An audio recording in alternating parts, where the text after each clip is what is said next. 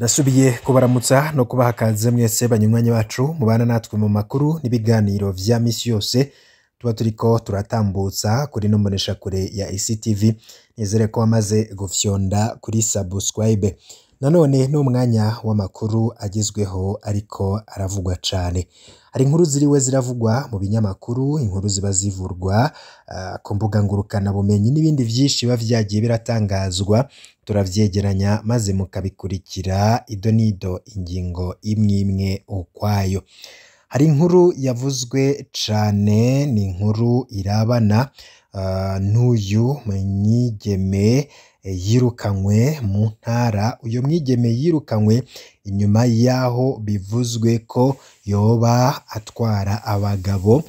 Buramatari akaba yahagaritse ingingo ya musitanteri wa komine Butihinda yo kwirukana muri iyo komine umwigeme avuka mu ntara ya Karusi.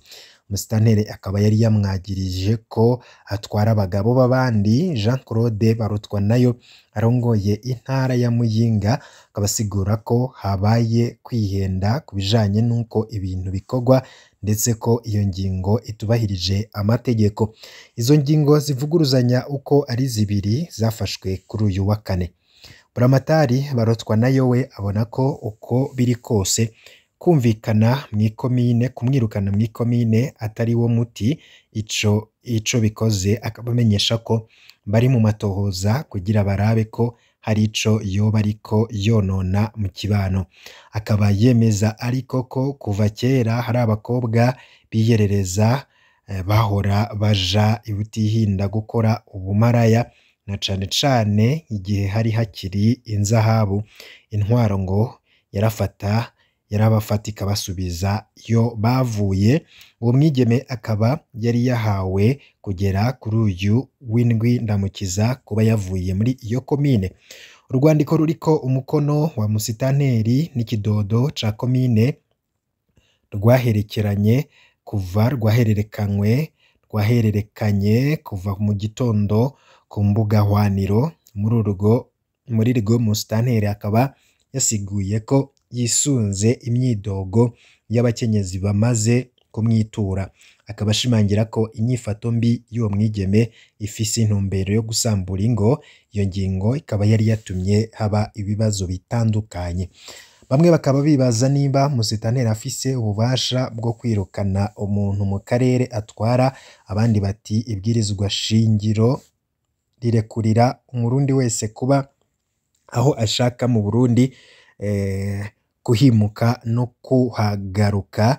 Ni ingingo y'133 ibwirizwa shingiro ry'u Burundi. Hari n'ababona ko urongoye ikomine abifitiye ububasha, ngo mu gihe hari abandi bavuga ko ubutungane bwonyene ari bwo bubifitiye ububasha.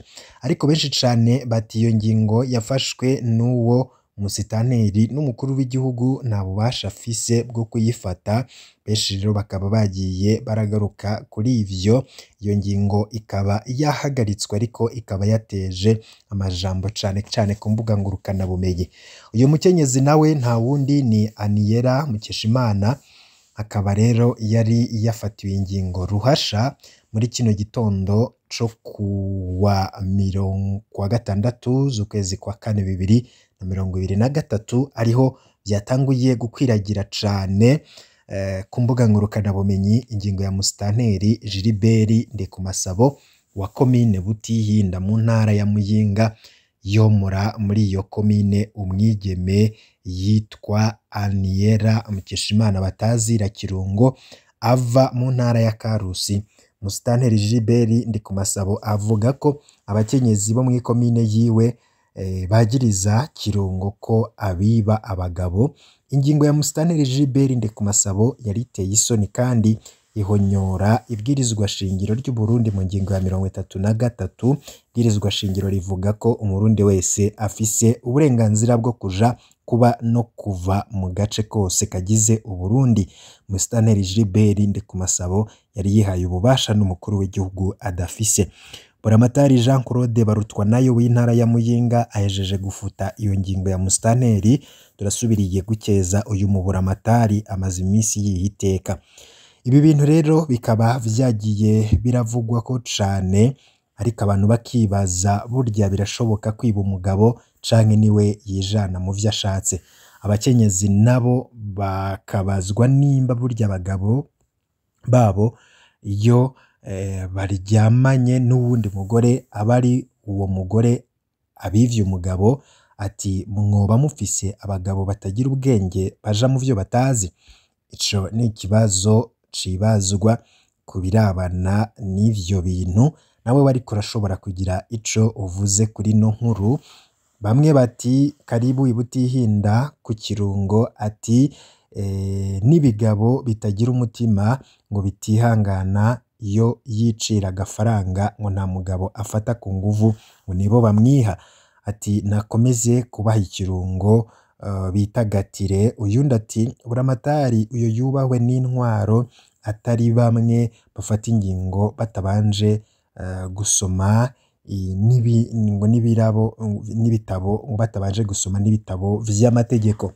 Buramatari kweri ni inkozi y'ikibi, yareka ubundi burere nabwo bukumva ku buryohe bwa kirungo.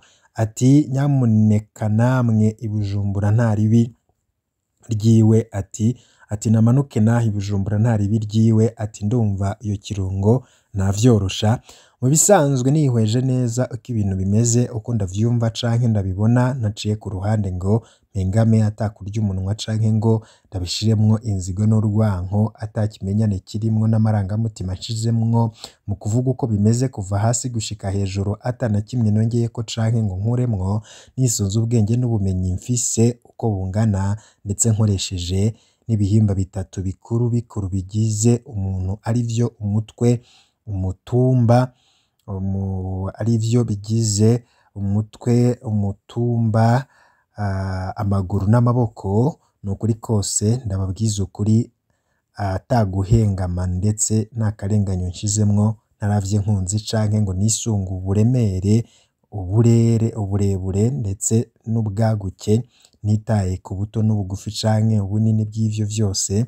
Ni ukuri ntabeshe vyose maze kuvyihweza neza n'ubwenge bwanje. Ati ibi bintu n'akamaramaza nibara ku mutemere, ati uyo kirungo napfungwe. Ati muri iki gihe biragoye, n'umukuru w'umutumba arashinga ingingo, mu minsi tuzobona ingingo z'umunyagacimbiri n'iza nyumba kumi. Ati le désordre bien caractérisé à notre terme. Uyu ati iki nico nyakubahwa umushikiranganje wa mbere yavuze ko hagiye gutegurwa indinganizo nshasha, aho haba amabanga uwubishoboye, aho baha amabanga uwubishoboye atari uwushiririye. Ati kuba uri mu mugambwe CNDD-FDD ntibisigura ko ushobora kuba indongozi. Uburongozi bwiza butangwa n'Imana kuwo yishakiye, ahubwo nibara ku mutemere, aho umwenegihugu asigaye yirukanwa mu gihugu gusa ico ntamenye. Ati bari bamugeneye kwacaja kuba hehe? Mbehoho iyo yari kuba nta bagabo yari kuba asanzeyo, ahubwo uyo buramatari yafuse iryo tangazo niyubahwe kabisa. Uyo mukobwa nawe niyitekanire, uzoyamushira ntazayahushe. Ati kirungo arabaye umusitari kabisa. Ati buramatari wa Muyinga yubahwe mu bandi bategetsi bose, mu ndwi imwe gusa arerekanye ko ari umutware atwarira bose. Ati uwo mwigeme ajugumiza komine yose aremwe mu biki? Ati aramenyekanye nk'ubukene. Ati kirungo yubahwe ariko yigisha abagore b'ibijojo gufata neza abagabo babo. Yundi ati nukuri uwo buramatari arandikishije amateka ubu n'ibijuju. Ati ni ubujuju bw'abagabo baja kunuranura mu bigeme. Ati nahagume kandi bamugire formatrice wo kwitera ikirungo muri komine yose. Ati reka mvuge nirenganire, aho uwokora amatohoza neza yimbitse wosanga uwo musitanteri afise ivyapfa n'uwo mukobwa, ugasanga hari ivyo bamushaka ko vyanse. ati aniyera ko arenganuwe umuntu iyo bavuze ko umuntu avogereye igihugu avukamwoho mu mategeko biba bisigura iki kandi arekuriwe n'ibwirizwa shingiro kwidegemvya mu gihugu cose. Ati uwo musitanteri yarakwiriye gutanga imihoho komine atwara uwo munsi sirwiwe ejo hazoba hari uwundi. Ati umucunge neza uwo musitanteri usanga hari ico batahurije ko na Kirungo. Ati abo bagabo nimba atabasanga mu ngo iwabo numva abiba gute. Ati ni ibipfamutima vyijana nawe rero yishakira inoti kuko ntarunga kuri gusa. Ati mbe uwo si wa mutware yaherutse kuvuga ko ata musore yemerewe kubana n'abavyeyi yakwije imyaka 25. Ati niyera urahawe icubahiro nabura amatari reka uramatari tumukeze imyaka yose. Ni vyinshi bamwe n'abandi bagiye baravuga kuri iyo nkuru, ariko nawe urashobora kugira ico uvuze ja muri commentaire maze utubwire uko wakiriye iyo nkuru.